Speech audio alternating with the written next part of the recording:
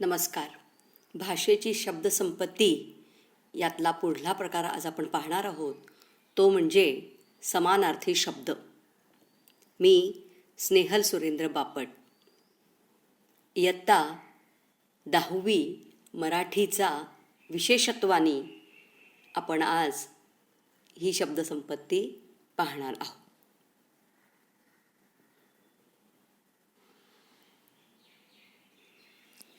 काही शब्दांना बरेच समानार्थी शब्द असतात.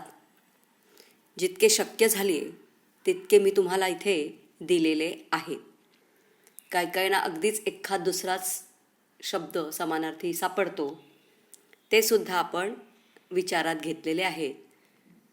विशेषत्वाने तुम्हाला 10वीला अभ्यासाला जे आहेत समानार्थी शब्द, त्याचा तर पूर्णपणे अंतर्भाव केलेला आहेच, पण त्याशिवायही इतर शब्द देखील आपण आज अभ्यासणार आहोत. सुरू करूया. समानार्थी शब्द. पहिला शब्द आहे नवरा. पती, कांत, धव, भर्ता, भ्रतार. पत्नी, भार्या, कांता, जाया, दारा, बायको. घर, सदन, गृह, भवन, आलय, निकेतन, निवास असा आणखीन एक शब्दसुद्धा इथे तुम्हाला वापरता येऊ शकतो. डोळा, नयन, अक्ष, लोचन, चक्षु, नेत्र. ढग, पयोधर, अभ्र, जलद, मेघ, घन. पवन, वारा, वात, मारुत, अनिल, समीर, वायू. हात, कर, हस्त, भुज, बाहू, पाणी. या ठिकाणी विद्यार्थी मित्रांनो, पाणी शब्द कसा लिहिलाय तो लक्षात घ्या. पाणी जर दीर्घ काढलीत तर ते प्यायचं पाणी होईल. इथे पाणी म्हणजे हात. पहिला आहे. सूर्य, रवी, मित्र, भानू, आदित्य, सविता. आता सूर्याची 12 नावं तुम्हाला माहीत आहेत. त्यापैकी भास्कर हे सुद्धा नाव आहे. तर सूर्याची जी 12 नावं आहेत, तुम्ही सूर्यनमस्कार जर घालत असाल तर ती तुम्हाला पाठ असतीलच. अनल, विस्तव, पावक, वन्ही, अग्नी, जातवेद. कमळ, पंकज, अरविंद, राजीव, अंबुज, पद्म, सरोज. या ठिकाणी पंकज, सरोज, अंबुज या ठिकाणी जो शेवटचा ज हे हा वर्ण आलेला आहे, याचा अर्थ आहे ज म्हणजे जन्मणे. पंक म्हणजे चिखलात जे जन्म घेतं ते. अंबुज याच्यामध्ये सुद्धा बघा, अंबू म्हणजे सुद्धा चिखल. तेव्हा इथे सुद्धा चिखलात जन्म घेणारे ते कमळ. सरोज ह्याच्यामध्ये सरो म्हणजे सरोवर, सरोवरात जे जन्म घेतं ते. पुढचा शब्द बघा. आकाश, गगन, व्योम, ख, नभ, आभाळ, अंबर. चंद्र, शशी, इंदू, हिमांशू, सुधाकर, रजनीनाथ. अश्व, घोडा, रहमवर, हय, वारू, तुरंग, वाजी. स्त्री, ललना, वनिता, नारी, महिला, अबला. वीज, चपला, तडित, बिजली, विद्युत, सौदामिनी. धनुष्य, साप, धनु, कोदंड. कर्मुक, झाड, तरु, द्रुम, पादप, वृक्ष, फूल, पुष्प, सुम, सुमन, कुमुद. पक्षी, खग, अंडज, विहग, द्विज. इथे सुद्धा बघा ज आलेला आहे द्विजमध्ये. द्वि म्हणजे दोनदा आणि ज म्हणजे जन्मणे. पक्षी दोनदा जन्मतात. एकदा त्यांचा जन्म अंड्याच्या रूपात आणि नंतर अंड फोडून जेव्हा बाहेर येतात तेव्हा, म्हणून पक्षाला द्विज म्हटलं जातं. तसंच ब्राह्मणाला सुद्धा द्विज म्हटलं जातं. कारण जेव्हा प्रत्यक्ष जसा मनुष्याचा जन्म होतो तसा त्यांचा जन्म होतो, तो एक जन्म, आणि नंतर उपनयन संस्कार किंवा ज्याला आपण मुंज म्हणतो, ती मुंज झाल्यानंतर त्याला ब्राह्मण मानलं जातं, तो आहे द्विज म्हणजे ब्राह्मण. भुंगा, भ्रमर, अली, मिलिंद, मधुप, पर्वत, शैल, गिरी, नग, अभि, देव, सुर, ईश्वर, अमर, निर्मिक, सोने, सुवर्ण, हेम, कनक, कांचन.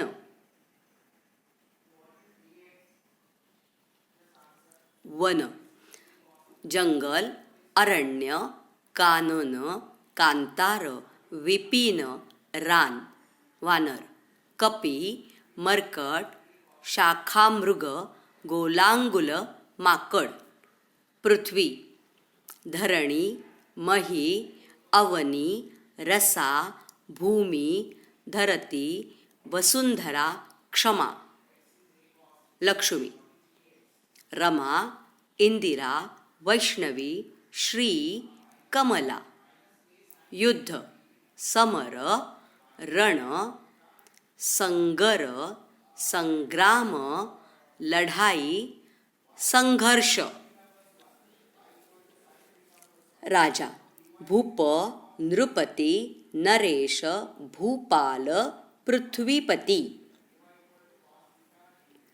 पाणी, इथे बघा पाणी, मगाशी सांगितलेलं पाणी आणि आत्ताचं पाणी. ऱ्हस्व दीर्घाकडे विशेषत्वानी मराठीच्या विद्यार्थ्यांनी लक्ष देणं फार फार गरजेचं आहे. सलील, वारी, तोय, जल, उदक, नीर. मुलगी, तनया, सुता, आत्मजा, नंदिनी, दुहिता. समुद्र, सागर, सिंधू, रत्नाकर, अर्णव. शत्रू, अरी, रिपू, वैरी, दुश्मन. आई, माता, जननी, माय, माऊली, जन्मदात्री. हत्ती, सारंग, हस्ती, गज, कुंजर, नाग. वस्त्र, अंबर, वसन, पट, कपडा. मुलगा, पुत्र, सुत, नंदन, तनुज.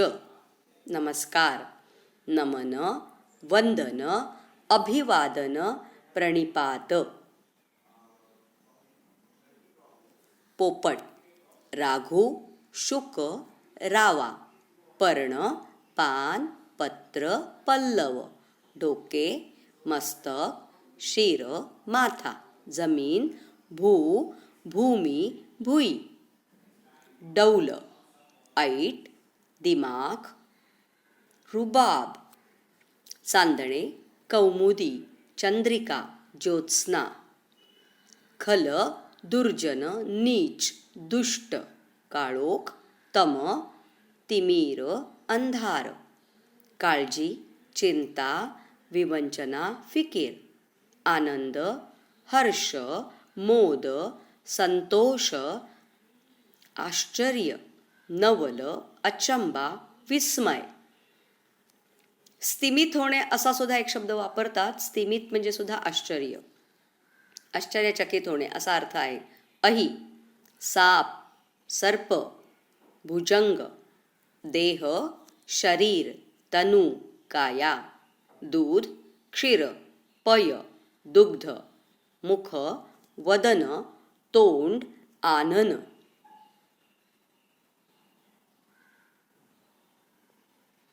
नदी, सरिता, तटिणी, तरंगिणी. क्षय, नाश, क्षीणपणा, ऱ्हास. रजनी, रात्र, निशा, यामिनी. कावळा, काक, वायस, एकाक्ष. पाय, पद, पाद, चरण, आवाज, नाद, रव, ध्वनी. मित्र, सखा, साथी, दोस्त, सोबती. वाट, मार्ग, रस्ता, पंथ.